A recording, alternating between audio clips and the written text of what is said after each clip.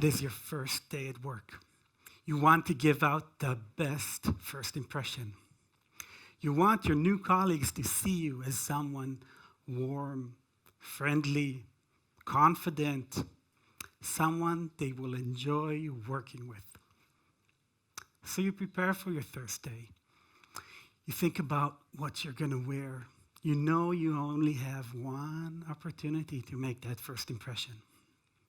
And you know that you should smile. When you smile, you seem warm and competent. So you practice your smile. And you walk in on the first day with a big smile on your face. But what happens if that first day is behind a computer? What happens if your first impression is via email? How do you smile in an email? Do you use this yellow circle? Do you use the smiley? Is this a smile? To smiley or not to smiley? That is the question. For over 10 years now, my colleagues and I have been studying the social influence of emotional display at work. We test how displays of emotion impact others. One of the questions we wanted to tackle is how emotional displays play a role in virtual communication, in computer-mediated communication, when you are behind a screen. You cannot see the face, you cannot see the body, hear the tone of voice. Would emotion still play a role there? We know that in face-to-face interactions, emotions are contagious, they spread. When I smile, you smile back. When I raise my voice, you raise your voice in response. And by mimicking those nonverbal cues, you start feeling those emotions. And this is how emotions spread. So what happens in those virtual teams? Those global teams disperse behind the screen. Would emotions still spread? To test this, we created an experiment. We brought students into the lab, separated them into different cubicles.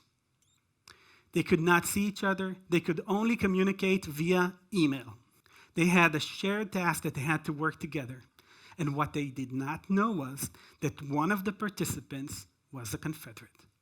That Confederate was instructed to write in messages that were either angry or happy.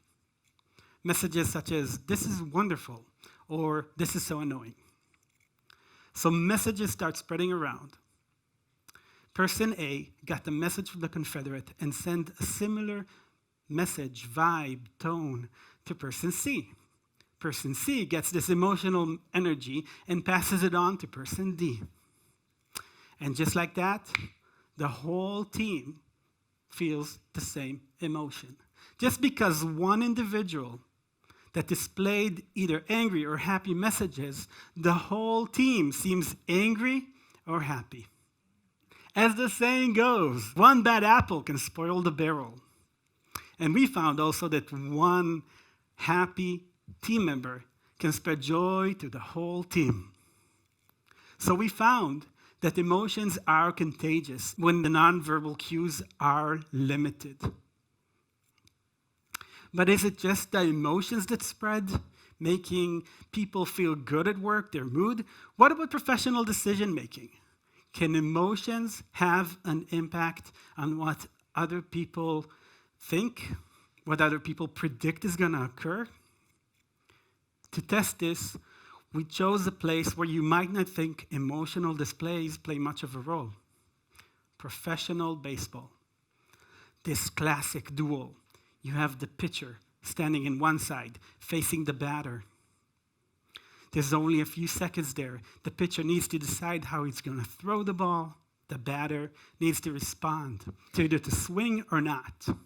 Will emotions play a role in such a setting? Will they be recognized? Well, the pitcher wears a baseball cap, hides some of his face. He might even grow a beard. There's only just a few seconds there where he's getting ready to pitch the ball at high speed. Would the emotions be used as cues? Would they be recognized? Would the batter be able to see those subtleties? To swing or not to swing? To do this, we chose an emotional game. The game that will determine the championship. The season is on the line. Will the emotions be recognized there? We compiled clips of the pitchers right before the pitch, and we gave it to students. And their task was to try and recognize the emotions. And yes, they recognized emotions and they agreed on these emotions, such as worry and happiness. Now, will these emotions be acted upon? Will they play a role in the game? So we took those emotional clips and brought them to another set of students. Not mentioning emotion at all, they got a different task. Their task was to try and predict what's going to occur. Is this pitch going to be a fast one? Is it going to be on target? Will the batter attempt to swing at the ball? Well, they used the emotions as cues in guiding them to make those predictions. And yes, they agreed on that when the pitchers seemed worried, the pitch is not going to be on target. And when the pitcher seemed happy, the batter was more likely to hit the ball. Then we took those predictions and we wanted to see what happened in reality. And we found that in the real game, when those pitchers were assessed as happier, the batter was more likely to swing at the ball. So emotions do play a role there. Those emotional displays could be the difference between a strike and a home run.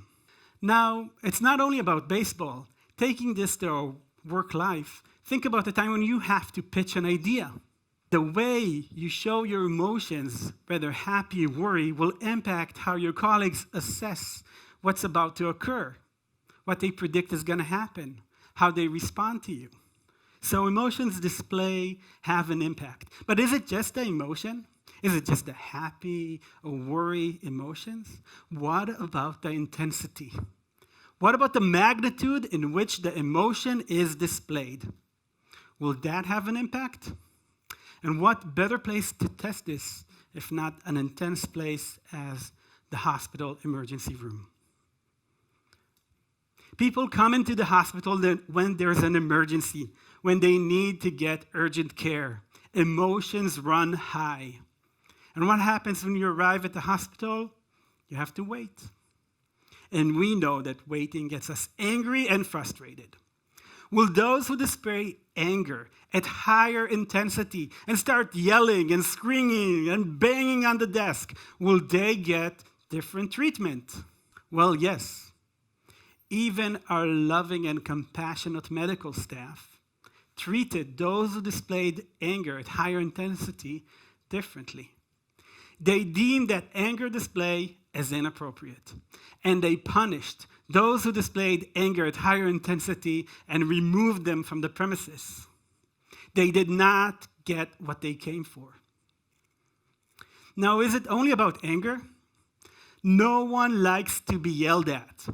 What about other emotions? What about happiness? Can I be too happy? Can I provide service with too big of a smile? What about sadness? Can I be too sad? If a service provider cannot deliver, can they be too sad? To test this, we created Movie Match, the special service that matches your personality and the movies that you love and sends you a free DVD. 150 people participate. They signed in, they filled out their personality measure, and they rated and ranked the top movies that they love, the genres that they like, and waited for the match. What they did not know was that they all got the same movie, a Western, which was not in any one of those participants' top choice. And when the movie was announced, it was given with one of the following messages. I'm happy to offer you this movie. I'm incredibly happy that I can offer you this movie. It's truly a huge pleasure. I'm really enthusiastic about this. Sadly, I can offer this movie. Unfortunately, I can only offer this movie. I feel incredibly sad about this, really a huge letdown. Will these differences in intensity play a role? Of course they did. When people got high intensity emotional displays, regardless of the happiness or the sadness, they deemed Movie Match as a worse service. Also, they thought about the product, the movie, as worse. And when they got the movie, they were less likely to watch it when it was accompanied with high intensity displays emotion, regardless of the happiness or sadness. So this intensity of emotional display could be the difference between a wonderful movie night or a dull and boring evening. And why was this the case? Well, again, inappropriateness.